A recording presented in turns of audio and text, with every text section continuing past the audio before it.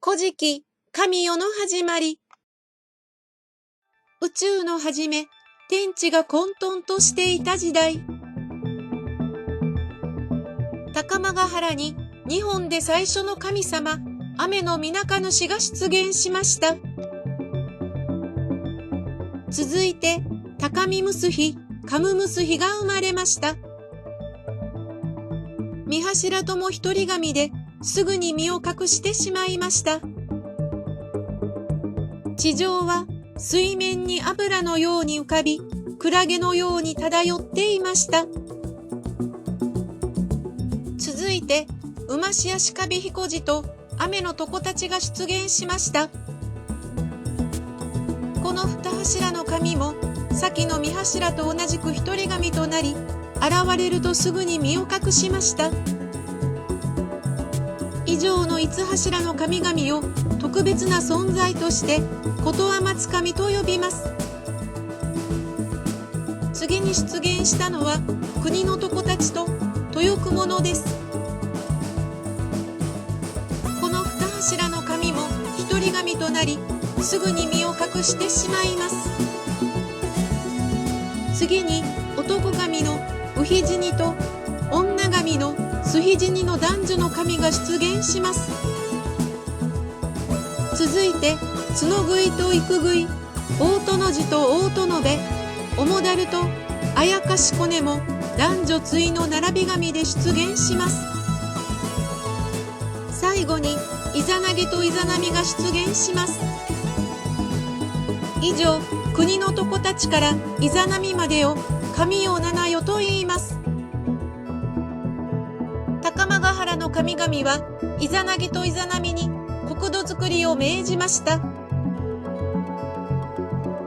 そこで二柱は雨のぬぼこを持って天の浮橋に立ちました。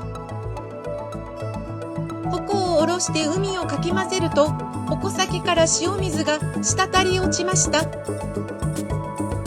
滴り落ちた塩水は固まり、やがておのごろ島ができました。島に降り立った二柱は雨の御柱を立て、それを中心にして広い神殿に見立てました。イザナギがイザナミに尋ねました。あなたの体はどのようにできているのか。イザナミは答えました。私の体はよく成長していますが、何か足りないところがあります。それを受けて、イザナギは提案しました。私の体も出来上がっているが、出来すぎて余っているところがある。お前の体の足りないところを塞ぎ、国を生もう。こうして二柱は、ちぎりの儀式として、左右から雨の御柱を回ることにしました。二柱は柱を回ると、まずイザナミが声をかけました。なんて素敵な男神。その後を追ってイザナギが言いました。なんと素敵な乙女。二柱は交わり、御子を産みました。しかし、生まれたのは骨がない昼子だったため、足の船に入れて流してしまいました。二柱は失敗の原因がわからなかったので、高間ヶ原のことは松神たちに相談しました。すると、イザナミが先に声をかけたことが原因とわかりました。そこで儀式をやり直すと、今度は立派な島々が生まれました。こうして二柱は、大江島と呼ばれる8つの島と、6つの小さな島々を生み出しました。国生みを終えたイザナギとイザナミは、次に神々を誕生させていきました。最初に生んだのは、国土を固める大琴大潮や岩土彦、大谷彦などでした。続いて、海の神、大綿積、河口の神、早明津彦と早明津姫などを生みました。さらに、風の神、品津彦、山の神、大山積、野の神、茅の姫を生みました。また、大山積と茅の姫が山と野に分担して、新たな神々を生んでいきました。天地をかける鳥の湯沸くす船、雨の鳥船や穀物の神、大月姫などもこの時生まれました。ところが、火の神、火のかぐ土を生む際に、イザナミは炎を焼かれました。そのため、イザナミは患って床に伏してしまいました。その時、女神の嘔吐物から鉱山の神、糞から粘土の神、尿から水の神や生産の神、食物の神が生まれました。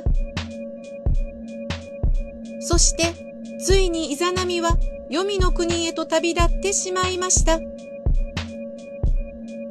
嘆き悲しんだイザナギは、女神の亡骸をヒバの山に葬りました。イザナミに先立たれたイザナギは、最愛の妻を連れ戻そうと、黄泉の国を訪れました。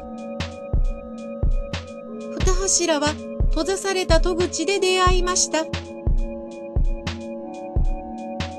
この時、イザナミはすでに黄泉の国のものを食べた後だったので、元の国には戻れない体となっていました。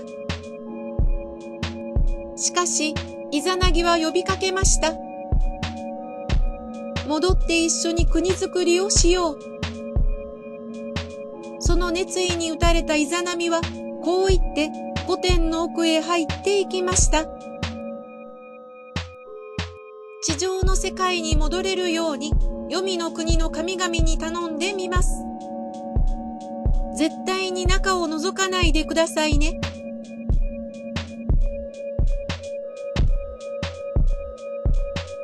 しかし、イザナギは妻の返事を待ちきれずに、御殿の中に足を踏み入れてしまいました。一つ火を灯して、イザナミの姿を見てしまいました。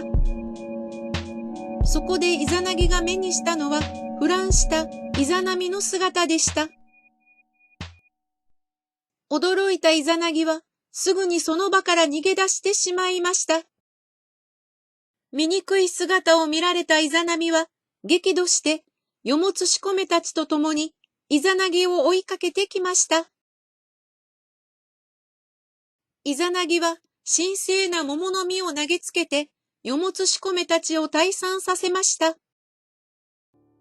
やっとの思いで、黄泉の国と地上世界の境界にたどり着いたイザナギは、巨大な地引きの岩で道を塞いでしまいました。怒りが収まらないイザナミは告げました。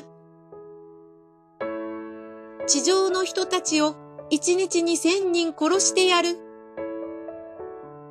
それに対してイザナギは答えました。それなら毎日1500人の子を産ませよう。こうして生と死の世界が完全に分かれました。